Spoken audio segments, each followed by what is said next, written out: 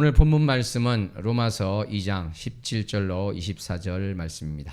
로마서 2장 17절로 24절 말씀 다 함께 큰 소리로 합독합니다.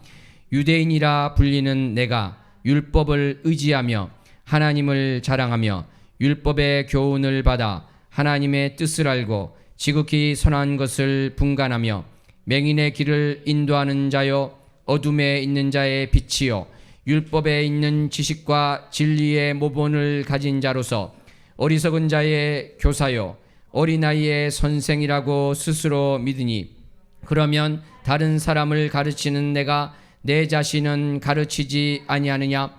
도둑질하지 말라 선포하는 내가 도둑질하느냐? 간음하지 말라 말하는 내가 간음하느냐? 우상을 가증히 여기는 내가 신전 물건을 도둑질하느냐? 율법을 자랑하는 내가 율법을 범함으로 하나님을 욕되게 하느냐? 기록된 바와 같이 하나님의 이름이 너희 때문에 이방인 중에서 모독을 받는도다. 아멘. 기도합니다. 하나님 아버지, 오늘 말씀 가운데 참으로 나의 삶을 돌아보기 원합니다. 나의 신앙을 돌아보기를 원합니다. 어떻게 살아야 될 것인가? 나의 삶 가운데 나로 인하여 하나님의 이름이 모독을 받으신 적은 없는지 생각하는 시간이 되기 원합니다. 모든 이의 마음문을 열어주시며 종의 입술을 붙들어 주시옵소서. 예수님 이름으로 기도하옵나이다. 아멘. 사랑하는 성도 여러분, 저는 우리 성도 여러분께서 기도해 주셔서 일본의 세미나 참석을 잘 하고 왔습니다. 거기서 많은 목사님들과 또 이렇게 교제를 하게 되어서 너무 좋은 시간이었습니다. 또 식사하다가 보니까 제 옆에 일본 목사님이 앉으셨는데 이렇게 대화를 해보니까 자기는 17살 때 1960년에 하나님을 만났다고 합니다. 그래서 지금 목회자가 됐는데 그때는 정말 부흥의 바람이 불어서 성도들이 200명씩 모이기도 하고 그랬다고 합니다. 제가 식사하면서 물어봤죠. 그런데 왜 지금 일본은 이렇게 기독교인이 적은가 물어봤더니 자기 생각에는 이렇게 부흥의 바람이 불었지만 그 선교사님들이 200명씩 모이는 것에 너무 기뻐하고 만족해서 그것으로부터 더 나가지 않았다. 그러니까 전도하라는 말씀을 안 하셨다고 합니다. 선교지에 있는 것을 보고할 때도 이렇게 많이 모여서 된 것을 만족하는 선에서 머물러서 그런 것이 아닌가. 물론 이제 개인적인 판단이고 개인적인 생각입니다만 저에게 그렇게 이야기를 하였습니다. 우리 교회도 참으로 전도하기를 쉬지 않고 우리의 주 대신 그리스도의 살아있는 생명의 복음을 전하기를 게을리하지 않는 한 명 한 명 되었으면 좋겠습니다. 그리고 삶 가운데 나로 말미암아 많은 이들이 그리스도 앞으로 돌아올 수 있는 내 삶이 또 전도가 되는 그러한 자가 되었으면 좋겠습니다. 옆 사람에게 삶이 전도가 되는 자가 됩시다. 고백합니다. 삶이 전도가 되는 자가 됩시다. 그 세미나 가운데 계속 이제 말씀 선포도 있고 그랬는데요. 시간이 좀 애매해서 한 10분간 어떤 목사님이 재미있는 이야기를 해주셨습니다. 자기는 허리가 40인치였는데 이 운동을 하고 자기가 개발한 그 운동을 하고 2개월 만에 34가 되었다는 거예요. 그런데 중요한 것은 잘 먹으면서 그렇게 됐다는 것입니다. 그래서 그 운동을 하루에 15분만 도구도 필요 없는 그 운동을 했는데 10년이 훨씬 지난 지금도 계속 요요 현상 없이 그렇게 되고 있다는 거예요. 제가 그 비결을 말씀이 끝나면 알려드리도록 하겠습니다. 지금 제가 알리진 않고. 그런데 이렇게 너무나 많이 먹고도 뱃살이 나오지 않는 이 놀라운 이야기를 정말 기대감을 가지고 눈이 초롱초롱해지신 분도 있는데 전혀 또 그렇지 않은 분도 있을 것입니다. 누구일까요? 뱃살이 전혀 없는 사람. 우리 또 그죠, 청소년들. 마른 사람은 전혀 거기에 대해서 감동이 없습니다. 그러거나 말거나 나는 배가 나오지 않았는데 이렇게 되죠. 사랑하는 성도 여러분, 이 복음의 말씀이 그러합니다. 내가 진실로 죄인이고 멸망할 수밖에 없다는 이것에 대해서 내가 정확하게 모른다면 내가 멸망하지 않고 영원한 생명을 가질 수 있습니다. 가졌습니다. 이러한 복음의 진리의 말씀에 대해서 전혀 감동이 없을 것입니다. 왜 그럴까요? 내가 멸망할 존재라는 것에 대해서 인식이 되고 있지 않는데 복음이 얼마나 귀한 것인지를 어떻게 깨닫게 되겠습니까? 말기 암 환자에게 신약이 개발돼서 낫게 한다면 너무나 기쁜 소식이 되겠지만 자신이 말기 암 환자인지를 인정하지 않고 그렇지 않다고 하는 사람에게는 이 놀라운 기쁜 그 신약 발견의 소식이 기쁜 소식이 되지 않는 것입니다. 사랑하는 성도 여러분, 그러므로 우리가 지난주에도 그랬고 계속해서 지금 말씀드리고 있는 것은 어떻게 보면은 로마서의 큰 주제인 믿음으로 말미암아 구원을 얻는 이것에 대해서 나가기 전에 전제가 되는 것. 내가 참으로 비참한 처지에 있었다. 나는 멸망할 수밖에 없는 존재였다.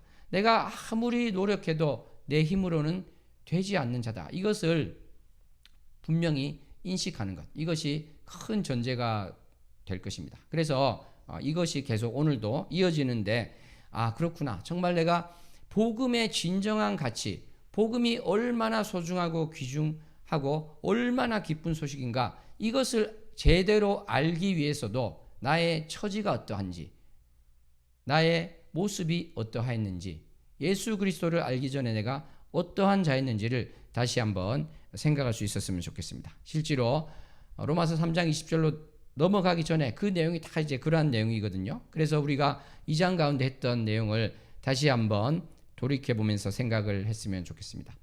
참고 선을 행하고 또 영광과 존귀와 썩지 아니함을 구하는 자에게는 무엇을 준다고 하셨습니까? 바로 영생을 준다. 영생으로 갚아준다고 하셨습니다. 영광과 존귀와 평강을 준다고 하셨습니다. 반대로 당을 짓는 것, 그러니까 이기적인 욕심이 가득한 것, 그리고 진리를 거역하고 불의를 따르게 되면 무엇이 있다고 했습니까? 바로 진노와 분노, 환난과 공고가 있다고 했습니다. 이것은 바로 멸망이 되는 것이죠. 그런데 그러한 것들이 유대인에게만 해당되는 것이 아니라 모두에게, 비유대인도 마찬가지고 차별 없이 행한 대로 갚아주신다고 말씀하셨습니다. 그리고 그 은밀한 것을 심판하신다, 이렇게 이야기를 했던 것입니다.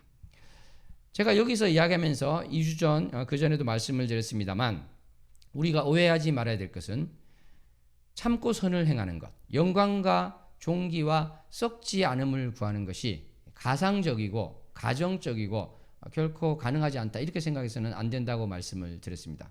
기억나시죠? 이것은 가정적으로 볼 것이 아니라 영광과 존귀와 썩지 않은 것을 구하는 것은 우리에게 가능하다는 것입니다. 어떻게 가능할 것인가? 그것은 우리가 로마서 말씀을 차차 알아가면서 보도록 하게 될 것입니다. 그런데 오늘 말씀은 우리가 합독한 바와 같이 어떻습니까? 그러한 영광과 존귀와 썩지 아니함을 구해서 영생을 얻게 되는 그러한 사람들에 대해서 이야기하는 것이 아니라 반대로 이기적이고 진리에 불순종하고 불의를 따르는 자들에 대한 것이다. 이것을 우리는 알 수 있을 것입니다. 본문 말씀 어떻게 나왔습니까? 유대인입니다. 율법과 하나님을 의지하고 자랑하는 자입니다.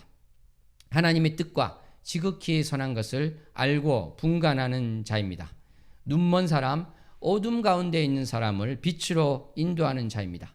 어리석고 어린아이 같은 사람에 대해서 교사하고 스승이라고 자처하는 사람입니다.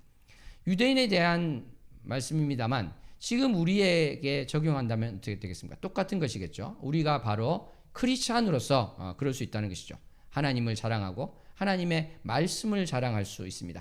하나님의 뜻과 지극히 선한 것을 분간하는 자라고 이야기할 수 있습니다. 눈먼 사람, 어둠 속에 있는 사람을 빛으로 인도하는 자가 나입니다. 알지 못하는 사람에게 내가 교사가 되고 스승이 되는 자가 나입니다. 이렇게 할 수 있죠. 오늘 본문 말씀 보면은 유대인들이 그렇게 알고 있고 그렇게 스스로에 대해서 말한다고 했는데 하나님께서는 사도 바울의 입을 빌어서 뭐라고 말씀하셨습니까? 그래, 너희는 정말 눈먼 사람을 잘 인도하고 있다. 빛 가운데로 잘 인도하는 사람이다. 이렇게 칭찬하셨나요? 그렇지 않습니다. 뭐라고 말씀 가운데 나오고 있습니까? 도둑질 하지 말라고 하면서 너가 도둑질했다. 이렇게 말씀을 하십니다. 간음하지 말라고 하면서 너가 간음했다 이렇게 이야기합니다. 율법을 자랑하는 내가 율법을 범했다 이렇게 말씀하고 계신 것입니다. 그래서 바로 너희 때문에 하나님의 이름이 이방인 중에서 모독을 받는다 이렇게 말씀을 하신 것입니다. 이사야 52장 5절 말씀과 에스겔 36장 20절 말씀에 있는 내 이름을 항상 종일토록 더럽히도다. 내 거룩한 이름이 그들로 말미암아 더러워졌나니 이것을 떠올리면서 사도 바울이 바로 이야기를 하고 있는 것입니다. 말씀드린 것처럼 사도 바울의 입을 빌어서 하나님께서 꾸짖고 계신 것이죠.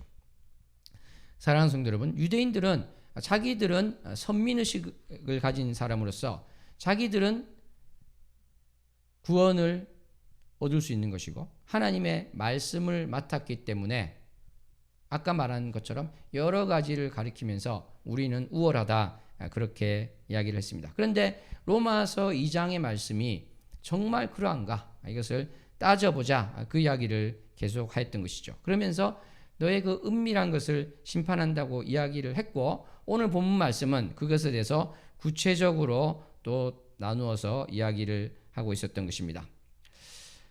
그러면서 우리가 읽지는 않았습니다만 25절 이후에 29절까지 또 이러한 말씀이 나오고 있습니다. 유대인 너희는 할례가 중요하다고 이야기를 하는데 몸에 하는 할례가 중요한 것이 아니라 마음에 하는 것이 중요하지 않느냐 이렇게 이야기를 했습니다. 뭐라고 이야기를 하냐면 만약에 이방인이 선을 행했다면 그리고 유대인이 악을 행했다면 진짜 유대인이 누구겠느냐 그러한 질문을 하고 있습니다. 진짜 유대인이 이방인이 되는 것 아니냐 이러한 이야기를 하는 것이죠. 우리에게 적용하면 어떻게 될까요? 이렇게 되지 않겠습니까? 우리가 그리스도인이라고 생각하고 있고 우리가 세례받은 자로서 또 성례를 행하는 자로서 살고 있는데 또 그것을 귀하게 여기고 살고 있는데 만약에 크리스찬이 악을 행하고 비크리스찬이 선을 행한다면 누가 하나님이 명한 것을 따라서 살고 있느냐 누가 의를 행하고 있느냐 이렇게 하나님께서 물으실 수 있다는 것이죠. 이 문제에 대해서 우리는 중요하게 생각해 보아야 될 줄로 믿습니다. 정말 지금 2장 가운데 또 앞으로 나오는 말씀 가운데 지금 중요하게 이야기하는 것은 유대인이기 때문에 안심을 하고 있는데 그 안심이 부당하다고 준엄하게 꾸짖고 있는 것입니다. 물론 이것은 유대인이고 그 반대되는 것은 성령님을 영접한 크리스찬에 대한 것입니다만 그래서 이것을 우리에게 바로 적용하는 것은 무리가 있어 보입니다만 저는 꼭 그렇게 생각하지는 않습니다. 왜 그러냐면 유대인들에 대해서 우리가 잘 말할 수 있는 율법주의라는 것을 볼 때 그것이 완전히 세상에서 사라진 것이 아니죠. 그것이 계속해서 반복되어서 나오고 있는 것을 보게 됩니다. 그렇다면 이 본문 말씀은 유대인에게 대한 말씀이지만 그것을 나에게 적용시켜서 생각해 볼 수도 있겠다. 이렇게 우리는 보았으면 좋겠습니다. 그래서 오늘 본문 말씀을 다시 한번 보겠습니다. 유대인이라 불리는 내가 이렇게 되어 있지 않습니까? 이것을 크리스찬이다 이렇게 바꿔서 한 번 더 합독해 봤으면 좋겠어요. 유대인이라 불리는 내가 여기를 크리스찬이라 불리는 내가 이렇게 바꿔서 다시 한번 합독합니다.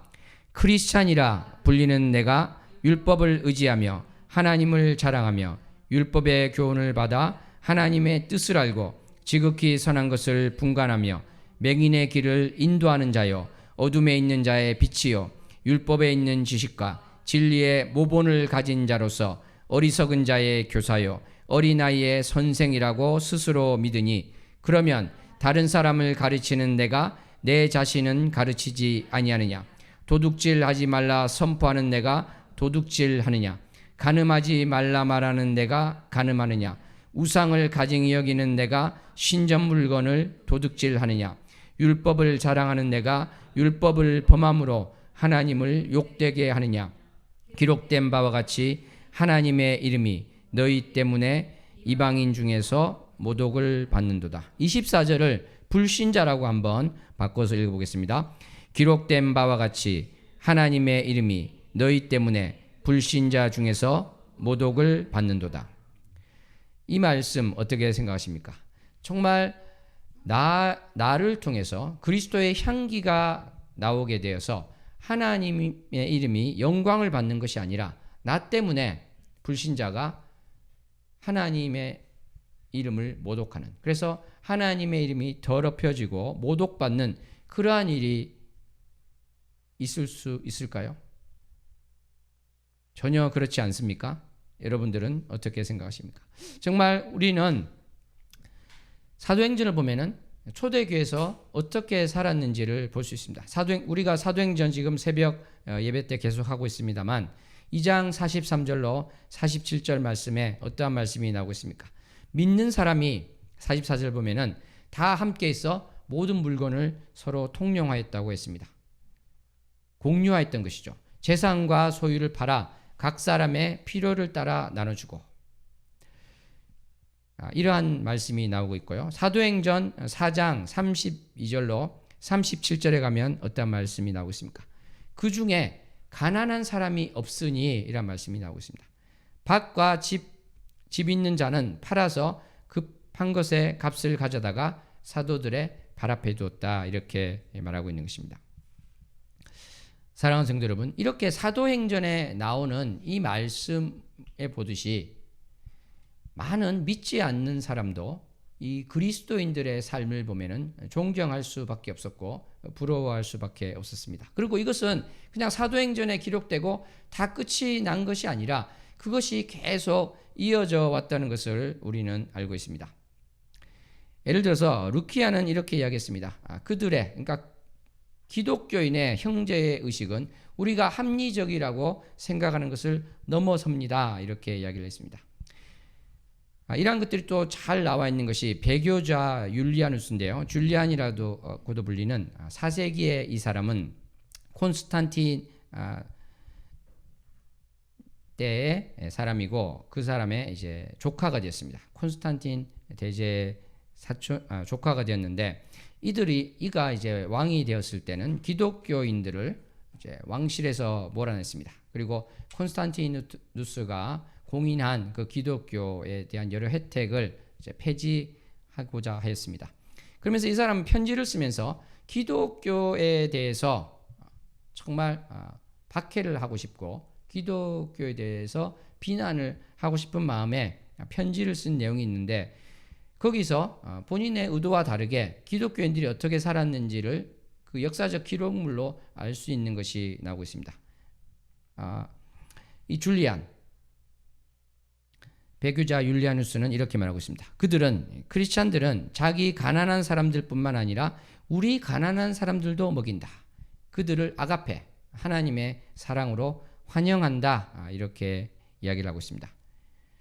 그래서 정말 우리의 가난한 사람을 오히려 크리스찬들이 도와주고 있다. 이것은 정말 수치스러운 일이다, 이렇게까지 이야기를 하고 있는 것입니다. 그러니까 지금 기독교를 박해하고 싶은데, 물론 이제 그 전과는 다른 수준의 박해겠습니다만 어쨌거나 기독교에 대해서 부정을 하고 싶고 안 좋은 이야기를 하고 싶은데 그 삶을 들여다봤더니 사실은 너무나 선한 일을 하고 있고 믿지 않는 사람도 존경하는, 부러워하는 그러한 일들이 벌어지고 있다는 것이죠.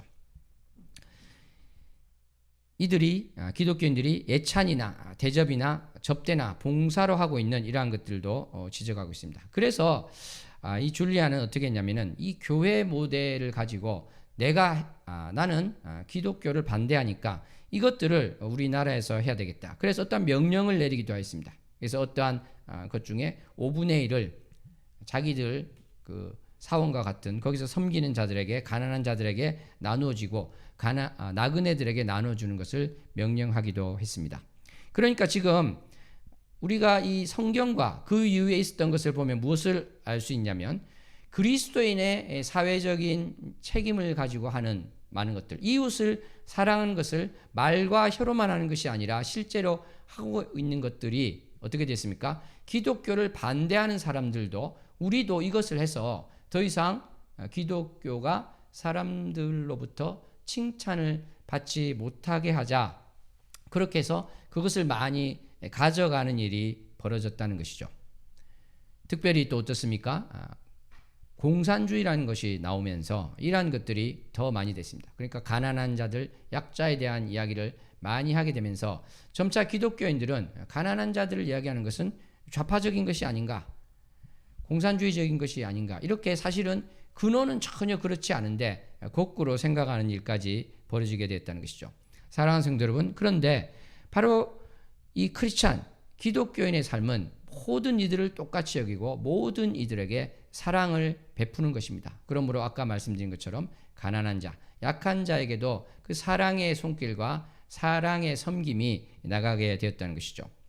그러므로 우리 기독교인들이 이러한 것들을 보지 못하고 사회에서 그리스도인의 책무를 등한시할 때 이것은 하나님의 이름이 기독교인으로 말미암아 모독을 받는 일이 생길 수도 있다는 것입니다. 어떤 사람은, 어떤 유명한 사람은 정말 독실한 기독교인 같은데 이러한 그리스도인의 사회적 책무가 무엇인지를 모르게 될 때는 하나님께서 바로 이방인 중에, 믿지 않는 사람들 중에 모독을 받는 일이 발생할 수 있다는 것이죠. 우리가 잘 알고 있는 큰 나라의 어떤 정치인을 보면은 그 사람은 독실한 기독교인이라고 소문이 나서 크리스찬들이 선거 때 그 사람을 찍어주기도 하고 그런 일이 발생했습니다만, 기후에 대해서, 세계적인 기후 문제에 대해서 그 기후 조약을 탈퇴하는 일들을 벌임으로써 사실은 하나님의 이름이 모독을 받는데 자기가 그것에 앞장선 일을 하는 경우도 있었다는 것입니다. 이것은 바로 우리 그리스도인들이 살아갈 때 참으로 내가 선한 일을 행한다는 것이 내 수준으로, 내 생각만으로 되지 않고 눈을 넓히고 마음을 넓히고 지식을 넓혀서 정말 모든 일들을 위해서 그들에게 불편을 끼치지 않는 것을 위해서 나가야 된다. 이 생각을 반드시 해야 될 줄로 믿습니다.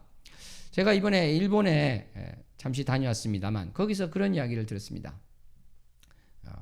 얼마 전에 있었다는 일이라고 하면서 들려주셨는데 어떤 나라에서 선교팀이 와서 어디로 이제 이동을 하게 되는데 버스를 대놓고 거기 막 이렇게 짐을 싣고 있었다고 합니다. 근데 거기는 이면 도로긴 했습니다만 도로였고 초등학생들이 등교하는 시간이기 때문에 이 차를 일단은 주차장으로 빼야 되겠다고 했는데 뭐 5분이면 되니까 그냥 둡시다 이렇게 이야기가 됐다는 것입니다. 선교팀에서 그렇게 이야기한 것이죠. 그러니까 이제 한국 사람들의 일반적인 기본적인 생각으로 그렇게 했다는 것입니다. 그런데 그 교회 성도 중에 한 분이 나는 일본 사람인데 이것은 정말 안 됩니다. 그리고 차를 몰고 주차장으로 갔다는 것입니다.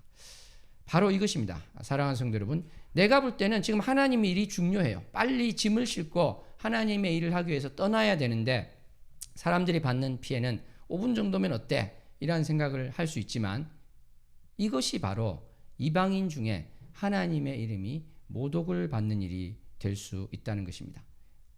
아까 말씀드린 기후라든지 사회적인 약자 이러한 거창한 이야기를 하지 않더라도 나의 삶 가운데 이러한 일들을 우리는 주의해서 보아야 될 줄로 믿습니다.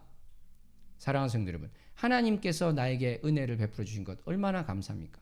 하나님께서 나를 도와주셔서 내가 정말 기도한 일들이 이루어졌을 때 이것이 얼마나 감사합니까? 그래서 그것을 우리는 큰 소리로 사람들과 간증을 하면서 나눌 수가 있습니다. 그런데 만약에 우리가 어떠한 카페에 가 있는데 거기서 하나님의 일을 크게 막 이야기를 하고 있습니다. 그런데 이것이 지나쳐서 옆 사람에게 방해가 된다면 그러면 이것이 어떻게 되겠습니까? 나는 정말 돈을 아껴서 교회에 헌금을 많이 해야 돼 이러면서 카페나 식당 가서 조금만 사람 숫자의 반만 시키고 나는 그래도 하나님 일을 할 거야 이렇게 되면 어떻게 되겠습니까? 나는 많은 하나님 일을 이야기해야 돼 그러면서 카페에서 몇 시간이고 앉아 있으면 그 사장님 생각은 어떻게 되겠습니까? 뭔가 교회 이야기는 들려오는데 이 사람들이 나갈 생각을 안 해요. 그러면 야 정말 이 교회에 다니는 분들은 훌륭한 분들이다 이렇게 할까요? 그렇지 않다는 것입니다. 저는 이러한 이야기도 생각납니다. 제가 존경하는 이제 김광신 목사님이랑 어떤 세 분이 식당을 갔대요. 그런데 그 주인이 너무 선하셔서 음식을 아주 풍성하게 내오셨다고 합니다. 다 먹고 나오면서 그 세 분 중에 한 분이 그랬대요. 야, 이 식당은 정말 이렇게 많이 내주니까 다음에 올 때는 2개만 시켜도 되겠네요. 그랬을 때 김강신 목사님이 그랬답니다. 그렇게 하면 안 됩니다. 3개 다 시켜야 됩니다. 무슨 말일까요? 우리는 그것을 돈을 아껴서 아주 훌륭한 일이라고 생각하지만 그 선을 베푼 그 식당 주인에게 우리가 그것을 반대로 갚아줘서는 안 된다는 것이죠. 그렇지 않습니까? 이러한 작은 것들, 별것 아닌 것 같지만은 우리는 모든 것 속에서 이웃을 진정으로 사랑할 수 있는 자로 나갈 수 있었으면 좋겠습니다. 우리는 살다가 보면은 정말 부딪히는 일이 많이 있게 됩니다. 갈등을 겪게 되고 저 사람이 나에 대해서 이익을 보려고 하고 그래서 나는 결코 손해보지 않고자 하는 그런 마음이 생길 수 있습니다. 그런데 예수님께서는 어떻게 가르쳐 주셨습니까? 너가 손해를 볼 때는 반드시 그 손해를 만회하고 더 뺏어라 이렇게 말씀을 하셨을까요? 그렇지 않으셨습니다. 마태복음 5장 39절로 나오는 39절부터 나오는 그 말씀은 너가 손해를 감당해라. 너가 손해를 받더라도 너가 손해를 보더라도 그렇게 살아라 이렇게 말씀하고 계십니다. 오른뺨을 치거든 너도 똑같이 치거나 10배로 치라는 것이 아니라 어떻게 하라고 하셨죠?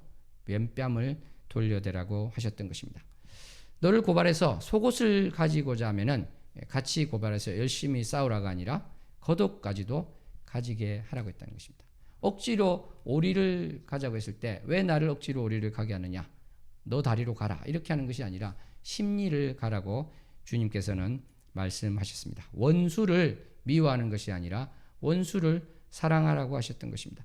주님의 말씀대로 우리가 정말 산다면 오늘 우리가 본문에서 읽은 것처럼 우리 때문에 우리 크리스찬 때문에 하나님의 이름이 모독을 받으실 수 없을 것입니다.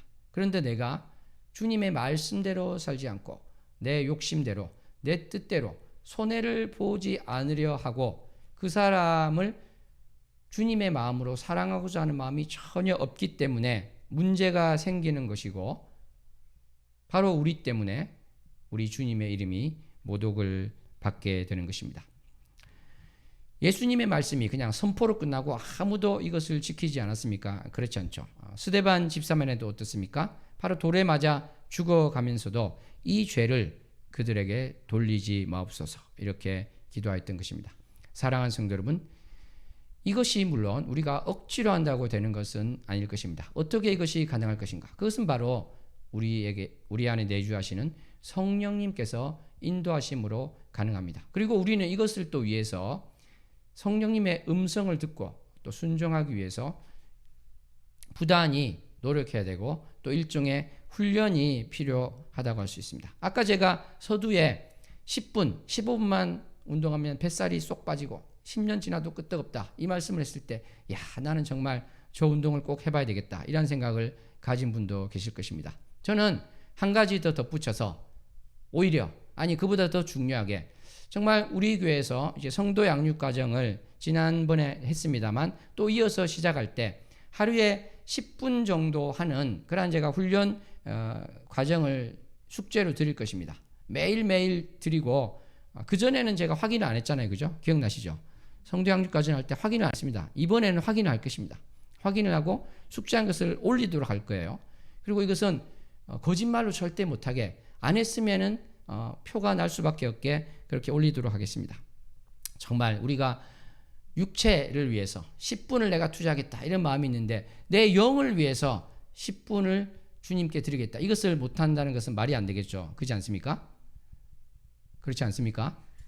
예, 사탄은 분명히 여러분을 괴롭힐 수도 있습니다. 내가 신앙이 얼마나 좋은데 나에게 10분 동안 이것을 해서 올리라고 그래 나 교회를 나가야 되겠다 이런 생각하지 마시고 정말 내가 몸만 좋아지는 것이 아니라 내 영이 정말 살아나고 내 영이 깨끗해지고 정말 주님께서 주신 성령의 음성을 듣고 거기 순종해서 살아서 내 삶이 바뀌고 나의 신앙이 정말 업그레이드 되는 것을 경험하고야 말리라. 이러한 거룩한 도전을 가지고 숙제도 꼬박꼬박하고 이렇게 나올 수 있기를 소원합니다. 아멘. 자, 영의 훈련을 합시다. 옆 사람에게 합니다. 영의 훈련을 합시다. 네, 거룩함을 정말 우리는 연습하는 그러한 자가 되었으면 좋겠습니다. 사랑하는 성도 여러분, 오늘 말씀 가운데 정말 하나님의 이름이 모독을 받지 않아야 된다는 그 말씀을 했습니다. 저는 우연히 케이트 마스던이라는 사람에 대한 이야기를 보게 되었는데요. 이분은 12살 때 여자분인데 어머니께서 병사하셨습니다. 5년 후 아버지도 세상을 떠나셨는데 간호사가 되었습니다. 그래서 나이팅게일처럼 정말 아픈 자들을 위해서 헌신하는 자가 되겠다, 이러한 생각을 했던 사람입니다. 1877년 불가리아에 전쟁 부상병을 치료하기 위해서 갔습니다. 근데 거기서 나병 환자를 보게 되었어요. 정말 손이 다 녹아 없어지고 얼굴이 정말 흉측하게 된 그 나병 환자를 보면서 정말 잘못 왔나 보다 이런 생각을 하는 것이 아니라 너무나도 긍휼한 마음이 들어서 내가 평생 정말 저 나병 환자들을 돌보기 위해서 살아야 되겠다, 이러한 생각을 했다고 합니다. 그러면서 시베리아에 나병을 낫게 하는 약초가 있다는 그러한 소문을 듣고 거기로 떠나갔어요. 수개월이 걸리는 정말 너무나 추워서 얼어 죽을 것 같은 그곳을 향해서 갔다고 합니다. 너무나도 힘들었지만 이 크리스찬 마스데는 바로 기독교의 그 믿음을 가지고 이 고난을 헤쳐나가면서 회복하고 주님을 의지함으로 그것을 나침판 삼아서 그 추운 시베리아 벌판을 뚫고 수개월을 거쳐서 갔고 그 이후에도 나병 환자를 위해서 사는 삶을 살았다고 합니다. 약초는 찾지 못했는데요. 나병 환자의 손을 직접 잡고 위로하는 이러한 큰 사랑을 베풀었다고 합니다. 사랑하는 성도 여러분, 그렇습니다. 정말 우리는 이러한 크리스찬의 삶을 통해서 믿지 않는 분들도 정말 기독교인들이 저러하다면 나는 그러한 기독교인들이 믿는 그러한 하나님을 나도 믿어보고 싶습니다, 이러한 고백을 할 수 있게 되겠죠. 좀 전에 말씀드린 것처럼 초대교회는 나의 신앙에 대해서 이야기할 때 나의 삶, 내가 일하고 내가 또 교회에 나와서 교제하고 사랑을 나누며 주님께 경배하는 그 삶 가운데 아까 말씀드린 힘들고 가난한 자들에 대해서 돌보는 것을 게을리하지 않았습니다.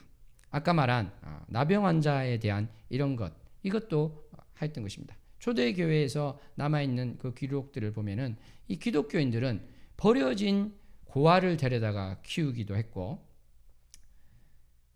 전염병 가운데 있는 사람들을 찾아가서 도와주기도 했다는 것입니다. 그래서 죽어가기도 했는데 그럼에도 불구하고 계속해서 이웃사랑을 베푼 자들이 바로 크리스찬들이었다는 것입니다. 그래서 존 크리소스톰은 이렇게 이야기했습니다. 굶주린 사람을 방치하면 사실상 자신을 죽이는 것입니다, 이렇게 이야기했습니다. 가이사레의 바실이라든지 또는 밀라노의 암브로스는 이러한 말을 했습니다. 당신이 가지고 있는 그 돈은 가난한 자의 돈입니다. 당신이 행하지 않는 구제는 당신이 저지르고 있는 불의를 보여줍니다. 이러한 예까지 했던 것입니다. 그레고리도 그런 말을 했고요. 그러니까 이 그리스도인의 삶은 모든 정치, 경제, 사회, 문화 그 모든 영역에서 선을 행하는 것, 모든 것 가운데 모든 사람으로부터 모범이 되고 모든 사람으로부터 하나님께 영광을 보내는 그러한 삶을 살기 위해서 가르쳤고 그렇게 행해졌던 것이 바로 초대교회의 삶이었다는 것입니다. 사랑하는 성도 여러분, 오늘 말씀 가운데 너희 때문에 하나님의 이름이 이방인 중에 불신자 중에 모독을 받는다는 말씀이 있었습니다. 저는 정말 목사로서 너무나 이 말씀 가운데 죄송한 마음을 가지지 않을 수가 없습니다. 정말 언론에 가끔씩 나오는 그 목회자들에 대한 그 문제들 뿐만 아니라 한 사람의 그리스도인으로서 이 땅 가운데 정말 내가 주님의 뜻대로 제대로 살고 있는가, 내가 모범이 되기 위해서 그리스도의 향기를 내기 위해서 살고 있는가 돌아볼 때 참으로 부족한 것을 보지 않을 수가 없는 것입니다. 우리가 죄인이자 의인이라고 했습니다. 죄인이자 의인인 우리의 삶, 우리가 의인으로서 불려졌지만 내가 죄인이라는 것은 설령 내가 오늘 아무런 악한 행위를 하지 않고 악한 말을 하지 않고 악한 마음을 품지 않았다 할지라도 바로 아까 말씀드린 이러한 여러 가지 과정에서 보면은 주님께 회개하는 것이 없을 수가 없다는 것입니다. 저는 한 번은 그러한 생각을 한 적이 있습니다. 사람들이 이 기독교에 대해서 욕하고 손가락질하고 비난할 때 이것은 누구의 책임일까 생각할 때 저는 진공청소기에 있는 그 먼지를 생각하게 됐습니다. 진공청소기로 청소를 하면은 많은 먼지가 가득 차게 되죠. 그 아주 조그만 눈에도 보이지 않는 작은 먼지들이 모여서 큰 먼지가 되게 합니다. 그 먼지 하나하나가 바로 우리 크리스찬 한 명 한 명이라고 생각합니다. 세상 사람들이 교회에 대해서 비난할 때 그러지 마세요 이렇게 할 것이 아니라 우리가 할 수 있는 말은 죄송합니다 이것입니다. 바로 크리스찬 한 명 한 명의 그 정말 거룩하지 못하고 구별되지 못한 삶이 합쳐져서 지금 비난을 받고 있는 것이다. 이렇게 우리는 생각했으면 좋겠습니다. 그 비난 가운데 맞아요. 당신 말이 맞아요. 저 교회 정말 문제 있죠. 저 사람 문제 있죠. 이렇게 할 것이 아니라 그렇습니다. 바로 나의 잘못 때문에 그랬습니다. 죄송합니다. 이렇게 말할 수 있는 저와 우리 모두가 되었으면 좋겠습니다. 참으로 우리가 물론 우리가 기독교에서 하고 있는 구제라든지 사실 기독교가 가장 많은 구제를 하고 있고요. 가장 많은 사회봉사를 하고 있습니다. 이것은 통계로 증명되는 것인데 우리가 그러한 것들을 알리는 데 게을리하지 말아야 될 것입니다만 아까 말씀드린 것처럼 우리의 죄를 우리 모든 이 땅의 그리스도인들의 죄에 대해서 남의 것이 아니요 그것이 바로 나의 잘못입니다. 이렇게 고백할 수 있는 우리가 되었으면 좋겠습니다. 나로부터 내가 지금 주님의 말씀대로 내가 정말 구별된 자로서 성령님이 인도하신 가운데 진정으로 이웃을 사랑하고 하나님을 사랑하는 삶을 살 때 하나님의 이름이 영광을 받으실 것이다. 이것을 우리는 반드시 믿고 나갔으면 좋겠습니다. 교회에서 사랑으로 하나 되는 것이 아니라 교회가 분열되고 교회에서 다툼이 있을 때 어찌 그것이 하나님의 영광이 되겠습니까? 그리스도의 사랑을 우리 교회 밖으로 전해지지 못한다고 할 때 그것이 어찌 주님의 이름을 높이는 것이 되겠습니까? 이것을 위해서 참으로 기도하고 나가는 우리 모두가 되었으면 좋겠습니다. 기도하겠습니다. 하나님 아버지, 오늘 말씀 가운데 우리 그리스도인 한 명 한 명 때문에 하나님의 이름이 불신자 가운데 모독을 받는 것을 생각해 보게 됩니다. 주님, 정말 내 마음이 너무나 악하였는데 그것을 모르고 있었습니까? 이웃과의 관계 속에서 그리스도의 향기를 내지 못하여서 이것들이 쌓여서 지금 우리 모두가 비난을 듣고 있는데 이것으로 비난하는 자들을 같이 비난하는 것이 아니요 정말 그렇습니다. 나의 잘못입니다. 죄송합니다. 이렇게 말할 수 있는 우리가 되게 하여 주시옵소서. 그리하여서 우리의 착한 행실 때문에 믿지 않는 자가 마태복음 5장 16절 말씀처럼 우리 때문에 믿지 않는 자에게서도 아버지가 영광을 받으시기를 소원합니다. 우리를 주님 뜻 가운데 거룩하게 써 주시옵소서. 예수님 이름으로 기도합나이다. 아멘.